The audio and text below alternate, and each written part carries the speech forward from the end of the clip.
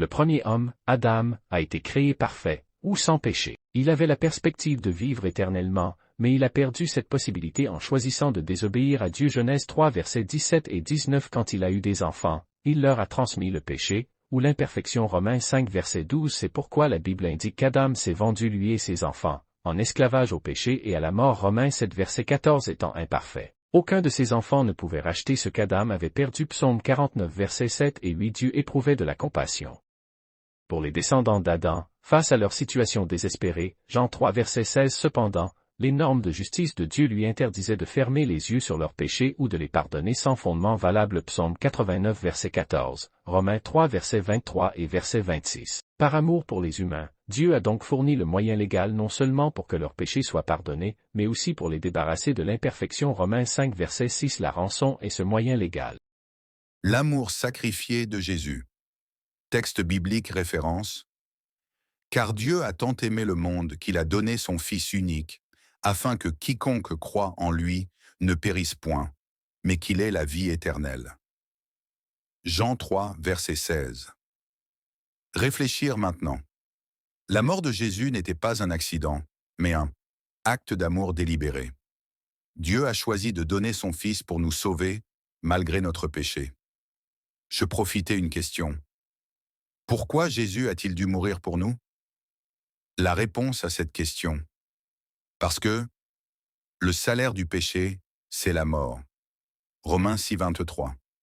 Jésus, innocent, a pris notre place pour que nous soyons pardonnés et réconciliés avec Dieu. La souffrance rédemptrice. Texte biblique. Référence. Mais il était blessé pour nos péchés, brisé pour nos iniquités. Le châtiment qui nous donne la paix est tombé sur lui, et c'est par ses meurtrissures que nous sommes guéris. Ésaïe 53, verset 5. Réfléchissons maintenant. Jésus a porté nos souffrances comme sur la croix. Sa mort n'était pas seulement physique, mais spirituelle. Il a subi la colère de Dieu à notre place. La question posée, comment la mort de Jésus nous guérit-elle? La réponse, elle nous guérit, spirituellement, en effaçant notre culpabilité et en restaurant notre relation avec Dieu. Elam, Adam, le silence de Dieu à la croix. Texte biblique, référence. Vers la 9e heure, Jésus s'écria d'une voix forte. Mon Dieu, pourquoi m'as-tu abandonné? Matthieu 27, verset 46. Réfléchissons.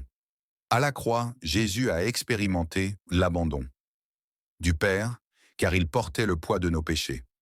Dieu ne pouvait regarder le péché. Posez une question.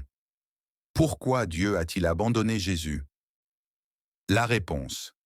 Parce que Jésus est devenu péché pour nous. 2 Corinthiens 5, versets 20 et 1. Dieu est saint et ne peut tolérer le péché. Jésus a subi cette séparation à notre place. La victoire sur la mort.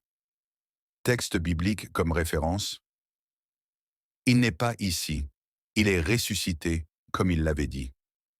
Matthieu 28, verset 6. Première réflexion. La résurrection n'est pas un mythe, mais la preuve que Jésus a vaincu la mort. Sans elle, notre foi serait vaine. 1 Corinthiens 15, verset 17. Je pose une question. Pourquoi la résurrection est-elle si importante?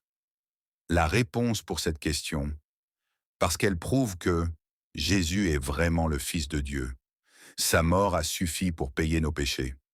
Nous aussi, nous ressusciterons un jour. Durdurdus Iver, l'espérance éternelle. Texte biblique. Jésus lui dit, « Je suis la résurrection et la vie. Celui qui croit en moi vivra, même s'il meurt. » Jean 11, verset 25. Le texte poussé, moi fais une réflexion. La résurrection de Jésus nous donne une espérance réelle. La mort n'est pas la fin pour ceux qui croient en lui. Question, que signifie vivre même si l'on meurt? Comme réponse, cela signifie que notre corps physique mourra, mais notre âme vivra éternellement avec Christ si nous lui appartenons. Mia Firm. Comme conclusion la fin de cette vidéo, La mort et la résurrection de Jésus ne sont pas juste des événements historiques, mais encore le fondement de notre salut. Question finale. Comment répondre à cet amour? La réponse. Comme Cadden, croyant en lui, acte 16, verset 31, en se repentant de nos péchés et en est vivant pour lui chaque jour.